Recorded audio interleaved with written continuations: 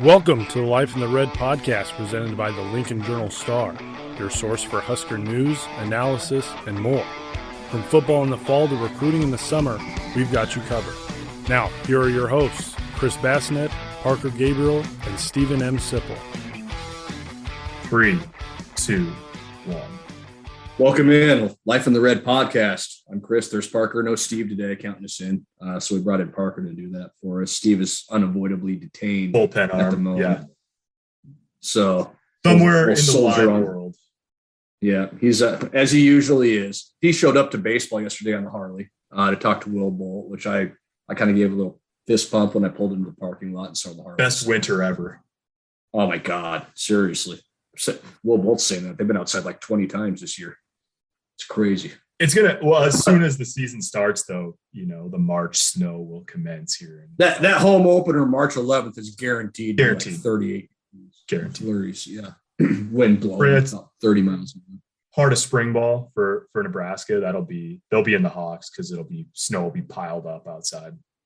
Yeah, exactly. Long Beach State's going to come strolling in here middle of March from California and turn right back around and get on the plane and head back home. So we will talk some baseball here in a little bit. We'll also touch on a little bit of football, a little bit of hoops. Get you out of here quick, easy breezy on a Wednesday afternoon, 3:44 p.m., February 16th, 2022. I hope you all had a wonderful Valentine's Day. I know I did. Very romantic, covering the things I cover at home. Very, very romantic with a 1-year-old and a flailing basketball program. Yeah, it's great. But that's neither here nor there. So let's talk a little football. We'll get right into it. Adrian Martinez, former Nebraska quarterback, did his podcast earlier this week. Had some really, really, really interesting comments about his broken jaw and the procedure that he went through to deal with that. I think you and I agree, Parker. That was probably the most, among many interesting things that came out of that. That was probably the most interesting thing that came out of that. Just what Adrian put himself through, having screws inserted into his gums and having his jaw rubber banded shut so that he could continue to play. Just kind of a wild story. Yeah, put that on the list of things I just would prefer not to sign up to do in my life. Get 6 screws drilled into my gums. God, if it can be avoided, I'll pass on that. Like him talking about how they had to go between the teeth so they didn't hit the roots of the teeth with the screws they were drilling into his gums. God. And also the screws like every week or whatever it was. Yeah. Like, did you ever have braces? I didn't. No, luckily. Yes, I busted face in general. Braces when I was young, and even when they tighten the braces, that would hurt, really hurt. Oh yeah. Teeth move around a little bit, and I had one that had to pull it down, and so it moved, probably quarter inch, half an inch over a couple days, and it just hurt like hell. Oh God! I mean, I can't imagine, and then to think about having screws drilled in your gums. I mean, that is just Then taking hits in Big Ten football games. Yeah, right. Also, not planning on putting a steak in a blender anytime soon. And it all sort of it all added up. I mean, it's very interesting listening to Adrian talk about his year. It's really the first. I think he talked maybe down in Manhattan, Kansas State, news conference setting a week or so ago. I didn't see his full comments there. And so I guess it was the most extensively he's talked about Nebraska. And I think there's a natural reaction to some of this that's he was here for 4 years. He played a lot of football for Nebraska. Everyone who's a Nebraska fan obviously knows at least some about the football element of Adrian Martinez's time here. But he doesn't play here anymore. So some people are don't care, move on. He's Kansas State's quarterback. Why are we talking about this? Some people he clearly wasn't happy with the way that the news about his broken jaw was disseminated that day of the Ohio State game. Gus Johnson mentioned it on the broadcast. Scott Frost brought it up on his own after the game in the post-game news conference. So there's that element of it. There's the sort of anytime a high-profile guy decides to transfer, he talked pretty generically about making that decision So it's all like, it's perfect off-season fodder in a way.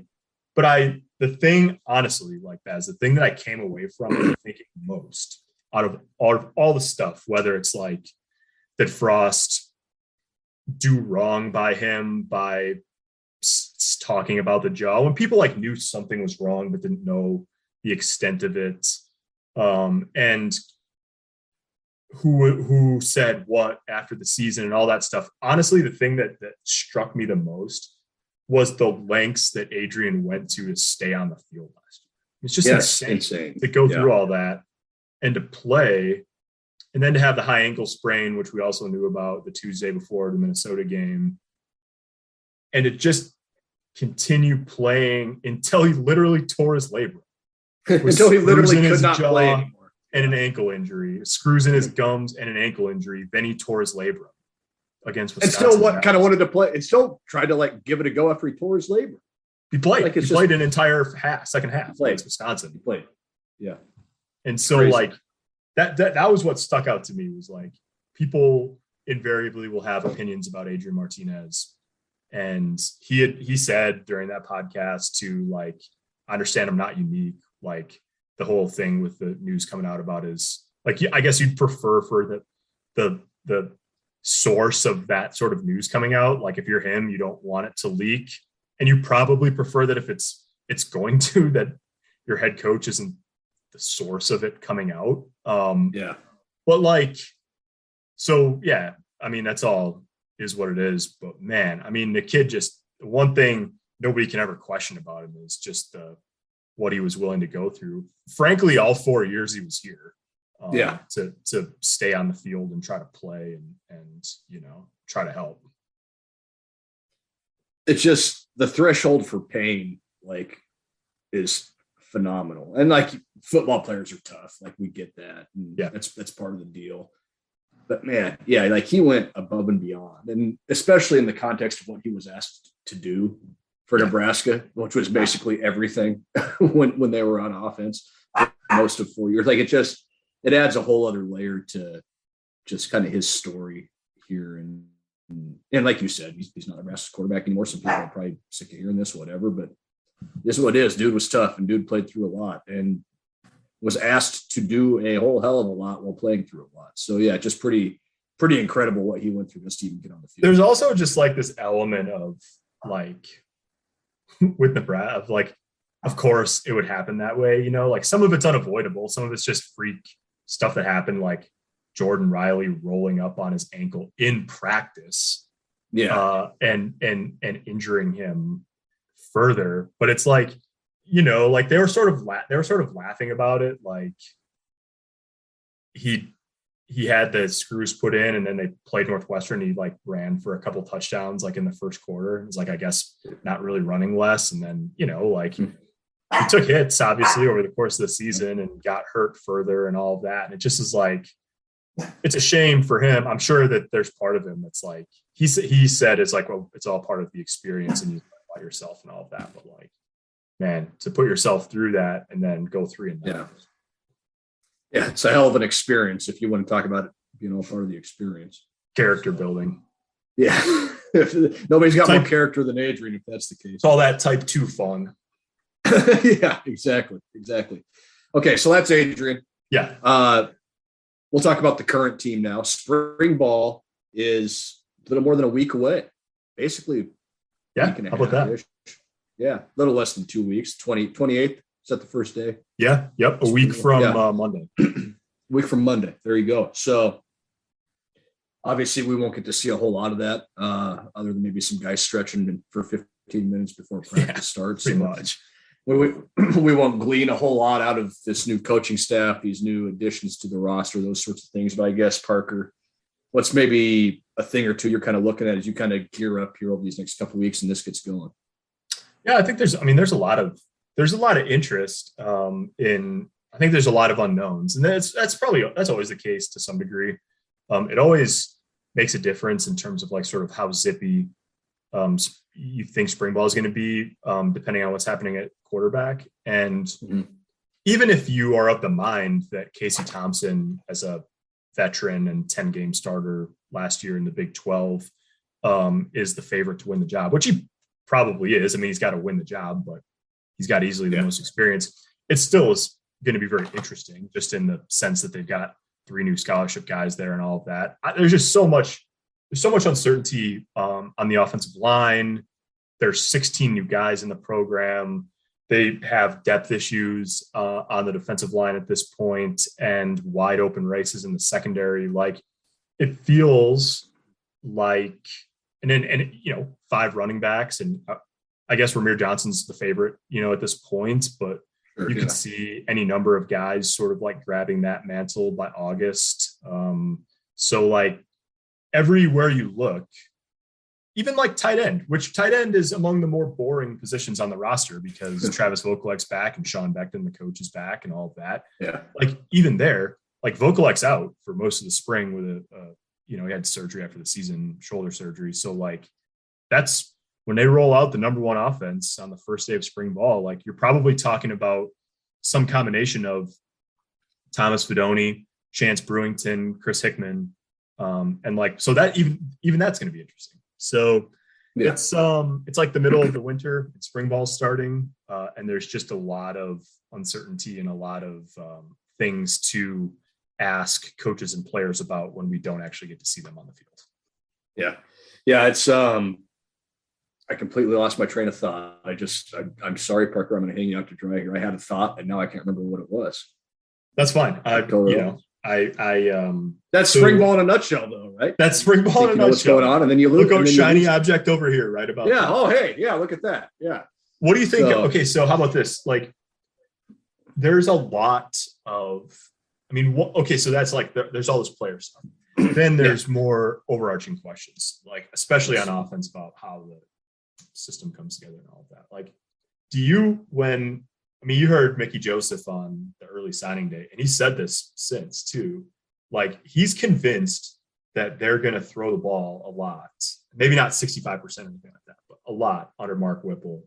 And that talk hasn't diminished any as they start to like put the system in place and all of that. Like, is that, Nebraska fans as well as anybody, like, are there going to be some nervous Nellies? Are we going to get some hand wringing when Mickey Joseph is flaunting how much they're going to put the ball in the air this spring as spring ball goes on?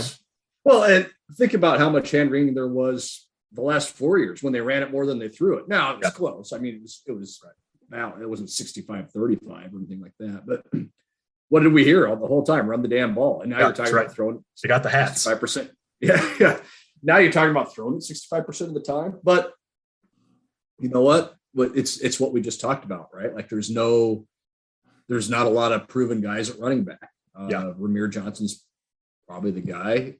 You've got what looks like a pretty good quarterback coming in, a guy that led the Big 12 in touchdown passes last year, assuming he starts. Receiver is obviously a question mark, but there's some potential there. And so why wouldn't you, at least early on, throw it more when your strength on offense looks like it's going to be quarterback, probably tight end, probably wide receiver over running back, at least early on. And that's not to say Nebraska won't run it more as the year goes on, but yeah, there will be a lot of this going on. That first game when Nebraska's coming out and throwing it a bunch and not establishing the run against an overmatched foe. So they're going to call it the Aer Lingus offense in Ireland. The Nebraska football offense, there it is, brought to you by Aer Lingus. Sponsored by Aer Lingus. Trevor Purdy's going to come out and talk in an Irish accent for some reason. That just you couldn't entertain me more. It'd be incredible. It'd be incredible. Yeah, no, it's one of those. It's one part of many, as you said, one part of many interesting parts to this whole thing. Is just what will it look like? Not only in spring ball, but will it look different in spring ball than it does in that first game over in Ireland? So. Then the next question is, how closely guarded will that?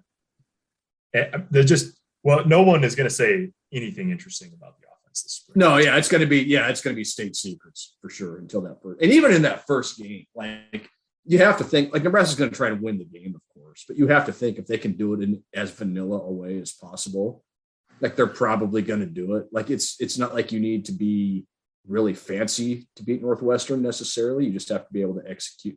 Northwestern's not a team where you have to junk it up a whole lot generally. Right. Well, that's didn't they run the ball? They ran for some of it was Adrian, but I think they run for 350 yards against. Yeah, it was an insane number. Yeah, that was the first game they really went full out with the options. That's another part of the conversation. Is it's obviously the thing about Whipple is, and I think we've only talked to him the one time on December 15th. He's been around the game for so long. He's definitely when he was the head coach at UMass, they threw the ball all over the place. But that was in part because they had Adam Brenneman, and then they had Andy Isabella, tight end, NFL guys. Yeah. And so the thing with Whipple has always been, and this is what I gleaned in talking to people who coached against him last year. He's a type of guy that force feeds, whoever your playmaker is, he just force feeds him the ball, and that sometimes that's this last year at Pitt, it was Jordan Addison. They had a great quarterback, obviously, in Kenny Pickett. Jordan Addison was a receiver, and they just targeted him constantly. And that, at UMass, it was Brenneman, and then it was Andy Isabella. But there's also been times in his career, when he was with the Steelers, where it's more about running the football. I don't think it's going to be ground and pound necessarily. Yeah. And if you look at how you would project their strengths right now, which we'll see, you would probably, like you said earlier, Baz, quarterback and receivers. But I don't know. You can't coach in the AFC North and not believe in running the football. I think that's probably impossible. So it'll be interesting to see how it comes together. Well, and part of that too is how the offensive line develops, right? If they can't move guys off the ball in practice, or if they can't move guys off the ball, in some of those early games, then they're probably going to chuck it quite a bit, and turn the passing game into the running game. That'll saying you hear all the time on TV. So it's like everything else. There's a million different things that go into it. It's personnel, and it's how that personnel executes in relation to the rest of the unit. So we'll have to see. Yeah, go ahead.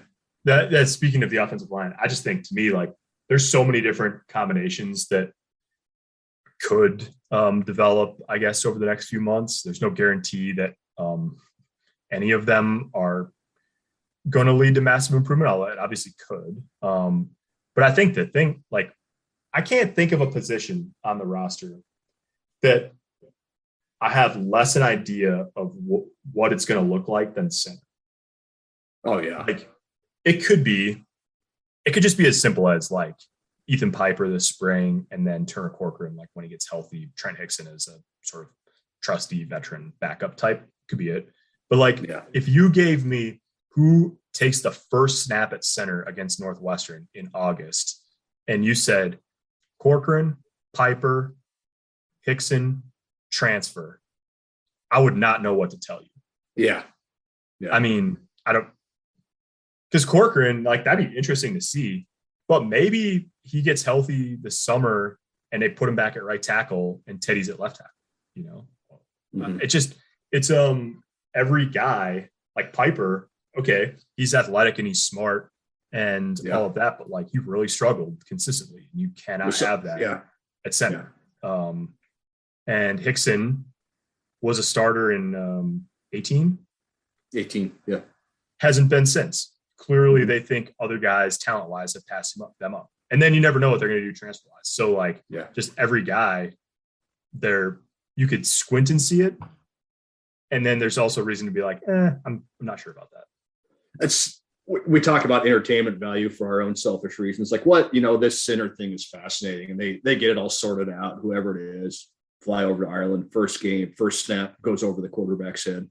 First snap immediately is a wild snap, just like they dealt with Cam Jurgens. That would be entertaining to me personally. Yeah. It would not be entertaining to a lot of people. Not to the players, the coaches, or any Nebraska fan on the planet. But us, I guess. Yes. All right, let's keep this baby moving here. We're going to shift over to baseball. Not the most seamless transition ever, but whose season does start in a few days. That's baseball. Yeah. Friday at Sam Houston State, 6:30 p.m. first pitch, I believe, down in lovely Huntsville, Texas. They're going to play a 4-game series, doubleheader Saturday, finish it up on Sunday.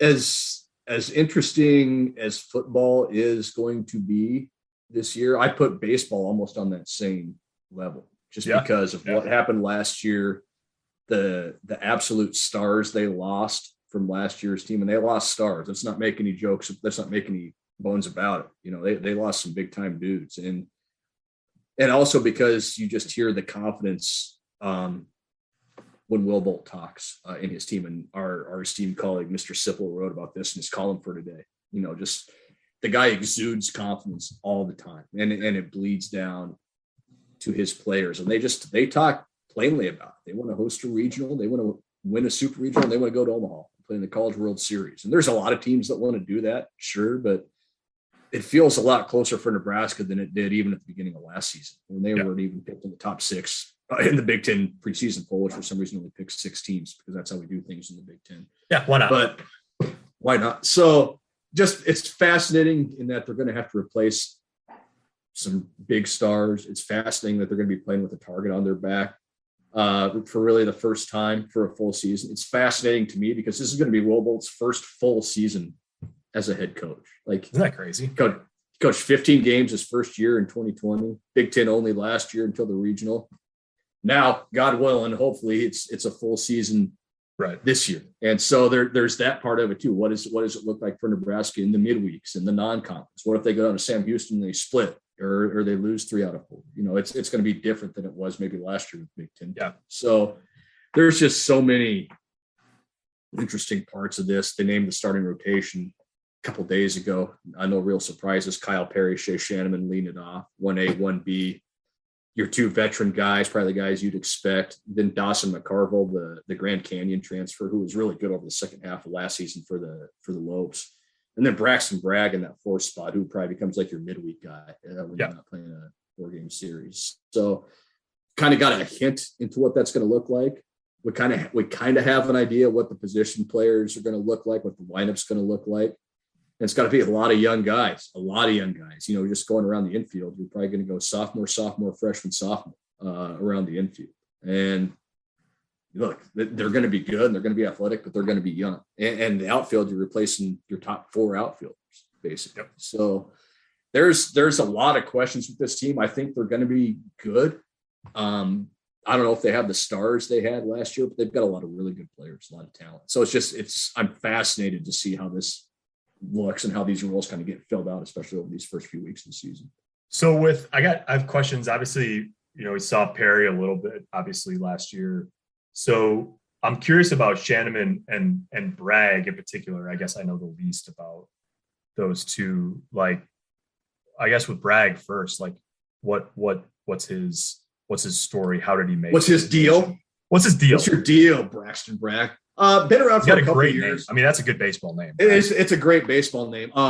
He's been a bullpen guy. He was a bullpen guy last year, and it was actually really good out of the pen for like the first half of the year, and then just kind of lost it the second half of the year. Really struggled, but a guy that he's kind of in the mold of what this coaching staff looks for in a pitcher. He's a bigger kid. He's going to throw hard, and he's going to throw a lot of strikes. And that sounds easy enough: throw hard, throw strikes, but there's a difference between throwing and pitching. And so that's kind of the next step, I think, for Braxton Bragg. He's always been highly thought of, I think, by this coaching staff since they got here. And they've always kind of seen him as a guy that could potentially be a starter, or like last year was more of a long relief type situation. And they've got a lot of guys like that. It could have been Braxton Bragg.